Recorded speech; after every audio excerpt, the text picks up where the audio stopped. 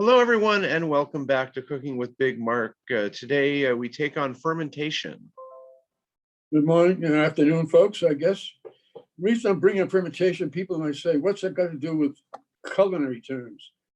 Well, so much talk today about they call gut health comes around fermentation, and what fermentation produces is what they call probiotics. And those of you who have been eating yogurt all these years, that is one of the great fermentation processes, or cultures. And what it comes down to is fermentation, it put simply, occurs when microorganisms like bacteria, yeast, and mold convert starches and sugars into alcohol, lactic acid, carbon dioxide, and other compounds. And these products are known as probiotics. And they develop they produce vitamins, a lot of helpful nutrients as well. And probiotic rich foods have been considered beneficial to what they now call gut health. For years, everybody spent about the outside of the body, but now they're really getting into the interior, which is, I suppose, everything else evolves. So this is the latest one. There are thousands of different types of foods that are fermented. But the ones we're going to talk about much today, the five would be probably the most popular, or at least in the current realm, would be yogurt, kimchi, sauerkraut, kombucha, and kaiba. Now, last segment that we did, we talked about kimchi, we talked about sauerkraut. But these are the ones that really are the ones that sort of, they're chock full of microorganisms. And they're widely available at grocery stores, supermarkets, and all over the place. Sauerkraut, this is probably the most popular one, but as they say, the yogurt is the one you want to do.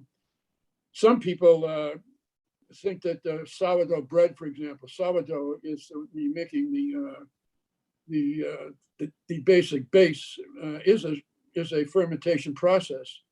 However, when you bake it, the heat takes out any of the benefits, any of the probiotic benefits.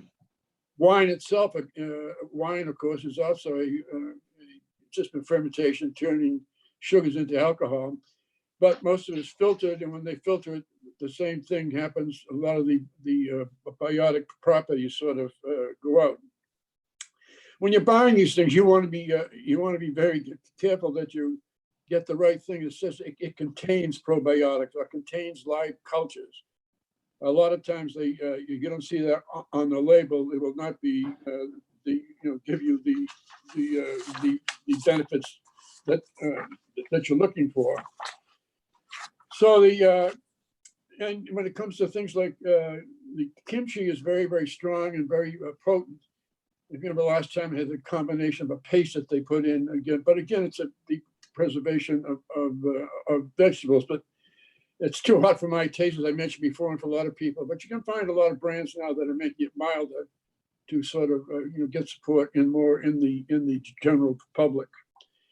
The yogurt, every yogurt manufacturer really has their own cocktail culture, what they mix to put in. And what you've got to be sure, again, on the labeling on the container, that it says, it contains active cultures.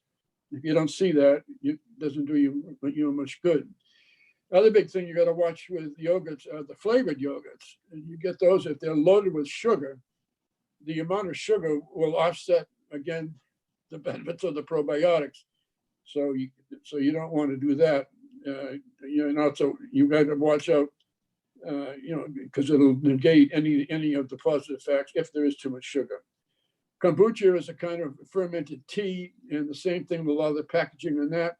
They add a lot of sugar to it to overcome sort of the sour flavor, and that becomes, again, goes against the producing of the elements of probiotics.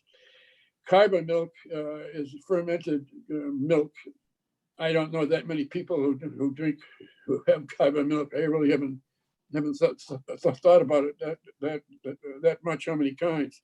There are all kinds of other hundreds of thousands of fermented things like miso and cottage cheese, Gouda cheese, so many things up. The big thing in all of this, and the reason I'm bringing it up, is so that when people now talk about fermentation and probiotics, you have a little bit of an idea of what they're talking about, because there's no question it's now become a part of the newest, hottest words in our culinary glossary. And just important to be up to speed on what's going on in the food world at this present time. And fermentation and probiotics are an extremely big part of that. So that is a fermented spiel, but there it is. All right, expanding on the subject of kombucha, I walked over to Whole Foods this afternoon and bought some. And I had never consumed kombucha in my life, even though people we knew have been into it for about 10 years. I'm not a huge tea drinker, but I got three kinds. Our first one is the Circle kombucha. This is their pomegranate. We already broke into this one because both of us had kind of upset stomachs. It did seem to do some good in that realm. When you talk about the byproducts, you definitely get some carbonation here, because essentially, unless you use dealcoholizers or make adjustments to the sugar content, kombucha can go through a second fermentation in the bottle. And that became kind of a scandal around 2010 when a food inspector in Maine found out that some of the kombuchas that were being sold were 3% alcohol, because it had done a secondary fermentation in the bottle. And there are those who still prefer the 1.5 to 3% kombuchas, because they do have more probiotics, because they're not trying to adjust the alcohol level. But in general, they're under 0.05, which is the ABV limit for this country. So this is kind of sour. It's tangy. My first sip of it, I thought of a bar mat where all the stuff gets mixed together if you pour that into a glass, but it's actually pretty good. So we're gonna try next the golden pineapple. This is from GT's, which is one of the big brands. See how this is. Woo! It's bubbling over. I'm not sure the ABV was adjusted on this one. This is really good. They must have added a ton of sugar. That's why the other one was much more sour. This is really tasty. Here's little interesting little particles floating in there. It's kind of fun. I guess that would be like off the SCOBY, which is the disk of bacteria and yeast that causes the fermentation in the first place, which is pretty similar to a mother of vinegar. So our next one we're going to try is from the same brand, but it's a hard kombucha, so it's a 3%. And this is a guava mimosa. Let's try to open this away from the table this time.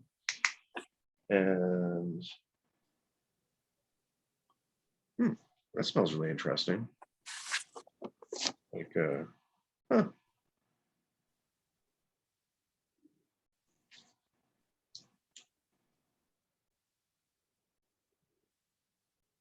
kind of tastes like feet. This is not my favorite one. How often have you tasted feet? Yeah. Okay, that's not the kombucha for me. I'm gonna have a swig of this other one to get that taste out. That sounds like defeat. All right, well, I really like one. One is a little dodgy, and this hard kombucha, maybe I'll clean the tub with it. No disrespect to the kombucha community. Everything is not for everyone.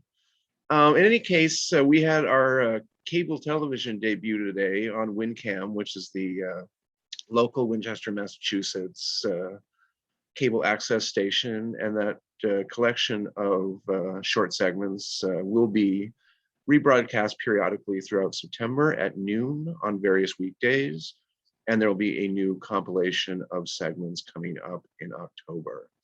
So look out for that. Thank you very kindly for joining us on Cooking with Big Mark, and my apologies to the GT Kombucha Company. I really like your golden pineapple. Thanks, everyone.